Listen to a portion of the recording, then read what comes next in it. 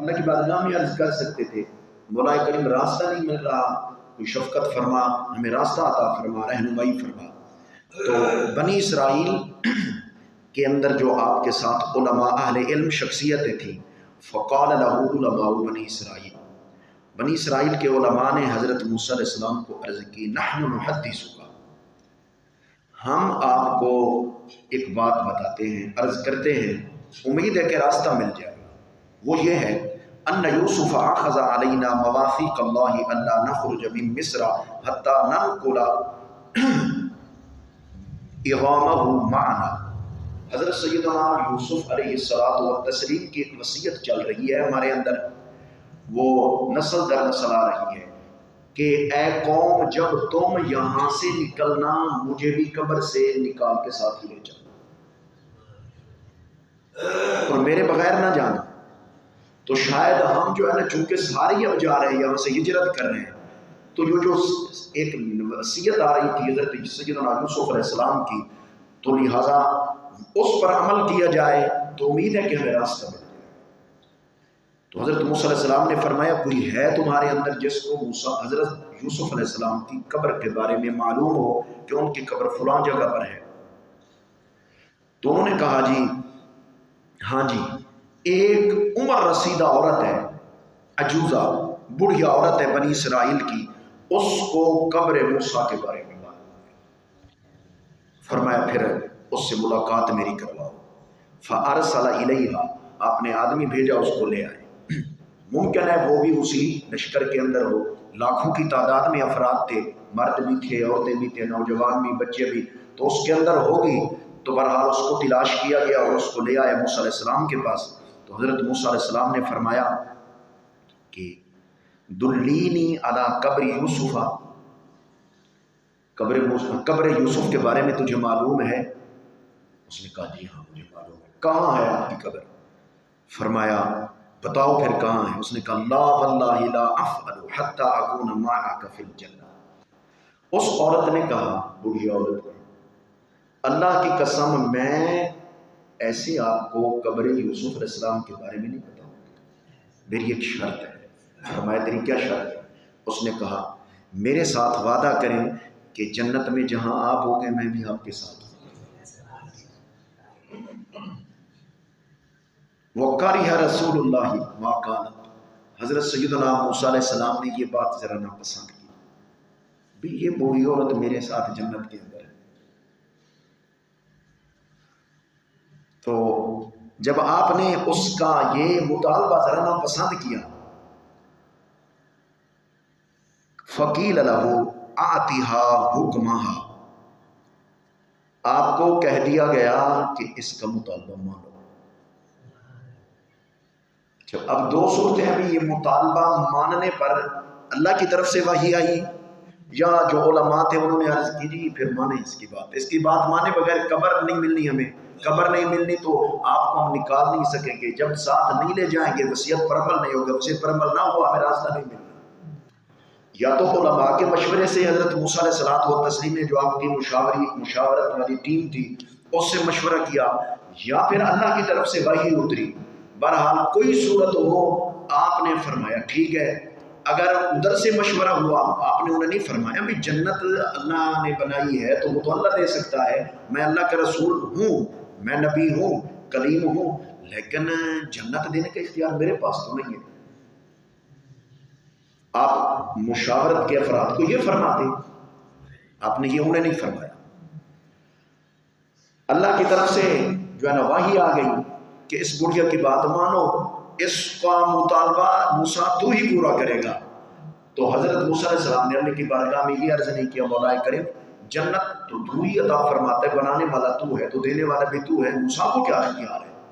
تو بہرحال یہ باتیں نہ ادھر کی ہیں نہ ادھر کی ہیں۔ موسیٰ علیہ السلام نے فرمایا وعدہ جنت میں جہاں میں ہوں گا تجھے بھی ساتھ ہی رکھوں، تو بھی میرے ساتھ ہوں۔ اس نے کہا جی ٹھیک ہے آؤ اب چلتے ہیں۔ تو وہ ایک مقام پہ لے گئی، وہاں پر پانی تھا۔ اس نے کہا جی اپنے ساتھیوں کو کہیں یہاں سے پانی نکالیں۔ انہوں نے پانی نکالنا شروع کر دیا۔ جب نیچے سے زمین نکلی، وہ تالاب نما جگہ تھی، بہرحال پانی وہاں کھڑا تھا۔ تو پانی انہوں نے نکال دیا. پھر میں اس جگہ کو جو ہے نا کھودو. جب اس کی جگہ کو کھودا تو حضرت سیدنا یوسف علیہ الصلوۃ والتسلیم کی جو قبر مبارک تھی وہ ظاہر ہو گئی. اس کو شک کیا اور اس میں سے آپ کے جسد مبارک کو وہ تابوت کے اندر تھا، صندوق کے اندر تھا، جیسے تھا بہرحال اس کو نکال لیا. نکال کر موسیٰ علیہ السلام نے فرمایا چلو چلتے ہیں. اب چلے، فوراً راستہ روشن ہو گیا اور راستہ مل گیا. تو فَإِذَا الطَّرِيقُ مِثْلَ ضَوْءِ النَّهَارِ، نبی کریم صلی اللہ علیہ وسلم نے فرمایا راستہ ایسے موسیٰ علیہ السلام پہ روشن ہوا جیسے سورج دن روشن ہوتا ہے. دن کی روشنی کی طرح موسیٰ علیہ السلام پر جو ہے نا وہ راستہ روشن ہو گیا. تو بات چلی تھی حضرت سیدنا حضرت ابو موسیٰ اشعری فرماتے ہیں حضور مہمان بنے ایک عربی کے پاس. اس نے بڑی عزت کی، تعظیم کی، مہمان نوازی کی. حضور خوش ہوئے، فرمایا مانگ. عرض کیجیے ایک اونٹنی چاہیے اور ایک بکری چاہیے. فرمایا مانگ لے، دیکھ لے. جی مجھے یہی دو چیزیں چاہیے، مجھے یہی دو چیزیں چاہیے. تب آپ نے فرمایا کہ بنی اسرائیل کی بڑھیا کی طرح بھی تو نہیں مانگ سکا. اس نے جو مانگا تھا، اس نے موسیٰ سے جنت مانگی تھی، تو محمد رسول اللہ سے چلو جنت ہی مانگ لیتا. تجھے تو اس سے بھی اوپر لیول کا مطالبہ کرنا چاہیے تھا. تو اس بڑھیا حدیث سے بھی گیا گزرا کہ تو نے مانگا تھوڑی چھوٹی چیز ہے کہ جی بکری دے دیں اور اونٹنی دے دیں. تو اللہ کے نبی سے اونٹنیاں اور بکریاں نہیں مانگنی چاہیے، اور اعلیٰ چیز مانگنی چاہیے کہ جب دینے والا دے سکتا ہے. انا اعطیناک الکوثر، اللہ نے آپ کو خیر کثیر عطا فرمایا ہے. اور وما ارسلناک الا رحمۃ للعالمین، عالمین پر رحمتیں کرنے والا، اپنی رحمت کا فیض عطا فرمانے والا بنایا ہے. عالمین اپنی آپ کی رحمت کے فیض کے لینے میں آپ کے محتاج ہیں. جہاں اللہ کے محتاج ہیں وہاں رسول کریم کے بھی محتاج ہیں. تو لہٰذا ان کو مانگنا چاہیے تھا. پھر اللہ نے قرآن میں ارشاد فرمایا وَأَمَّا السَّائِلَ فَلَا تَنْهَرْ، مانگنے والے کو جھڑکنا نہیں ہے. کیا مطلب؟ دینا ہے، عطا کر. یہ نہیں کہنا کہ جی میں نے نہیں دینا، یہ ہے وہ. دینا ہے اور جھڑکنا بھی نہیں ہے اسے. بلکہ یہاں تو مانگنے کے اوپر جو ہے نا یہ فرمایا جا رہا ہے کہ تو مانگنے کا ہی تجھے طریقہ نہیں ہے کہ مانگنا کیا تھا، تو کیا چیزیں مانگا. تو لہٰذا اس حدیث سے نبی کریم صلی اللہ علیہ وسلم کی شان عطا جھلک رہی ہے کہ آپ صلی اللہ علیہ وسلم کو اللہ رب العزت نے جن عطاؤں سے نوازا ہے اور جن شانوں سے نوازا ہے ان میں سے ایک یہ بھی ہے کہ آپ کو جنت کی تقسیم کا بھی اختیار عطا فرمایا ہے. جس کو چاہیں جنت عطا کر دیں. کوئی ادھر توجہ نہ کرے تو توجہ دلواتے ہیں. یہ معاملہ تھا. اسی طرح حضرت سیدنا ایک اور صحابی ہیں، وہ نبی کریم صلی اللہ تعالی علیہ وآلہ وبارک وسلم حضرت ربیعہ اسلمی رضی اللہ تعالیٰ عنہ. یہ مسلم شریف کی حدیث ہے. آپ جو ہے نا وہ خدمت کرتے تھے. رات کو نبی علیہ الصلوۃ والتسلیم جب بیدار ہوتے تو بعض اوقات آپ کو موقع ملتا، آپ جو ہے نا وہ پانی پیش کر دیتے. آپ قضاء حاجت کے لیے یا وضو کے لیے آپ اس کو استعمال فرماتے تھے. تو ایک مرتبہ رات کو حضور جو ہے نا بیدار ہوئے، انہوں نے پانی پہلے ہی بنا کے رکھا ہوا تھا. تو حضور علیہ السلام جب فارغ ہوئے تو ارشاد فرمایا اے ربیعہ مانگو کیا مانگو. وہ عربی تھا، اسے بھی فرمایا تھا مانگ. اس نے بھی خدمت کی تھی، انہوں نے بھی خدمت کی تھی.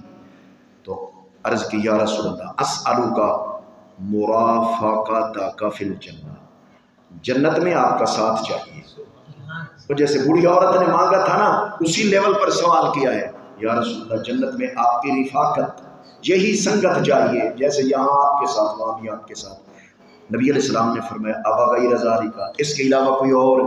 اس کا مطلب ہے کچھ اور بھی ہے. کوئی پہنچ جائے تو اس کو وہ بھی مل سکتا ہے. عرض کی یا رسول اللہ بس کافی ہے، آخرت میں آپ کا ساتھ مل جائے تو بس سب کچھ آ گیا اس کے اندر. تو فرمایا ٹھیک ہے پھر ایک کام کرنا، فَأَعِنِّي عَلَى نَفْسِكَ بِكَثْرَةِ السُّجُودِ، سجدے کثرت سے کرنے، نماز نہیں چھوڑنی. جنت کا وعدہ ہو گیا، رفاقت کا وعدہ ہو گیا، جہاں میرے ساتھ ہو جنت میں بھی اسی طرح میرا ساتھ مل گیا، وعدہ ہو گیا. لیکن نماز نہیں چھوڑنی. ہم اپنے کاروبار کو نہیں چھوڑتے، اپنی دکان کو نہیں چھوڑتے. اگر ہم جو ہے نا وہ زمیندار ہیں، کاشتکار ہیں، تو اس کے اندر پانی لگانا ہو تو رات کو بھی پہنچ جاتے ہیں، اپنی باری کے اوپر پانی لگانا ہو اور کھیتی کی باقی ضروریات ہوتی ہیں وہ تمام کی تمام پورا کرنے کے لیے جتنا کرنا پڑے کرتے ہیں، لیکن نماز چھوڑ سے دیا ہوا ہے وعدہ، یا رسول اللہ وعدہ کریں، حضور نے فرمایا منگو تسی، اگر جی یہ ہے کہ جس نے کلمہ پڑھا وہ جنت میں جائے گا، یہ تو سب کے لیے ہے، پھر وہ الگ طور پر مانگ کیوں رہے ہیں؟ وہ تو ہر ایک کے لیے، اس میں شرط یہ بھی ہے جس نے لا الہ الا اللہ پڑھا پھر ایمان پر خاتمہ ہوا، اگر خاتمہ ایمان پر نہ ہوا پھر کیا ہوگا؟ پھر غرق ہو گیا ہمیشہ کے لیے۔ تو ہمارا جو طریقہ واردات ہے اس سے یہ بات سمجھ میں آتی ہے کہ ہم اپنے معاملات کو اللہ کے معاملات پہ ترجیح دیتے ہیں، اپنے تجارتی معاملات ہو، خانگی معاملات ہو، گھر کے معاملات ہو، یا کوئی بیرونی اور معاملات ہو، تعلیمی معاملات ہو۔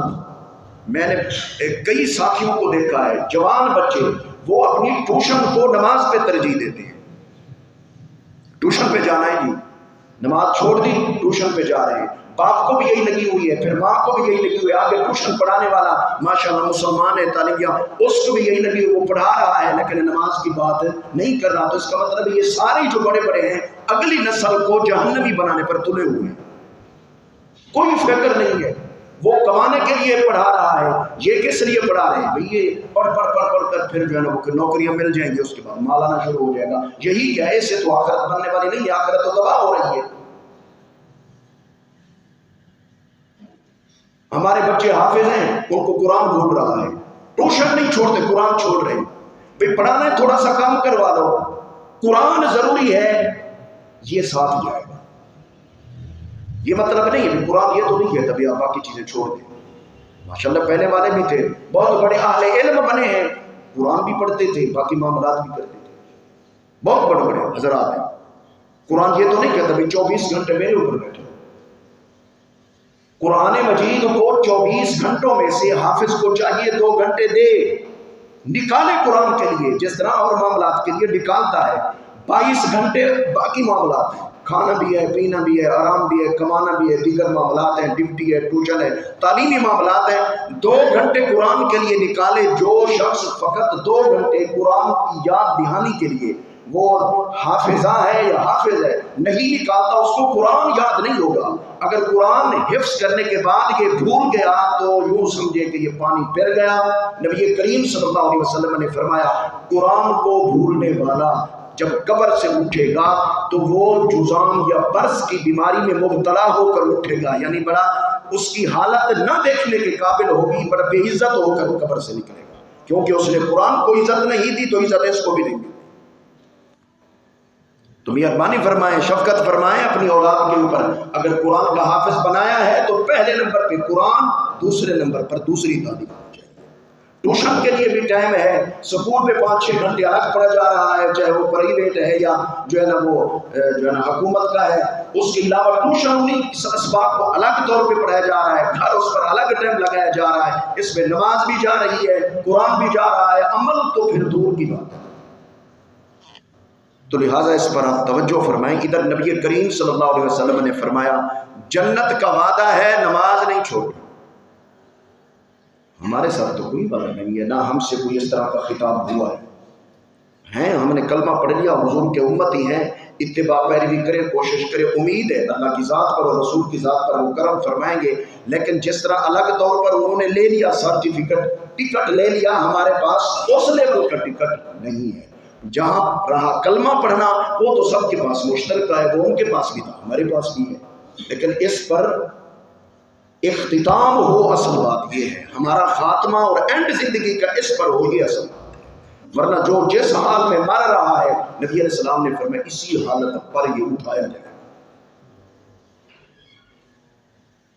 اللہ ہمیں اپنی اصلاح کی توفیق عطا فرمائے۔ عظمت رسالت مآب اپنی جگہ پر قائم ہے، حضور کی فیضان رحمت اپنی جگہ پر ہے، فیضان رسالت و نبوت اپنی جگہ پر ہے، آپ رؤوف الرحیم ہیں اہل ایمان پر، یہ آپ کی شان رحمت و عنایت اپنی جگہ پر امت کے لیے قائم و دائم ہے، لیکن امت بھی تو سوچے نا، رسول اللہ کے جو میرے ذمہ حق ہیں، میں نے جو حضور کا کلمہ پڑھا ہے تو ان کو بھی تو ادا کرنا ہے نا۔ اللہ ہمیں عمل کی توفیق عطا فرمائے۔ وآخر دعوانا الحمدللہ۔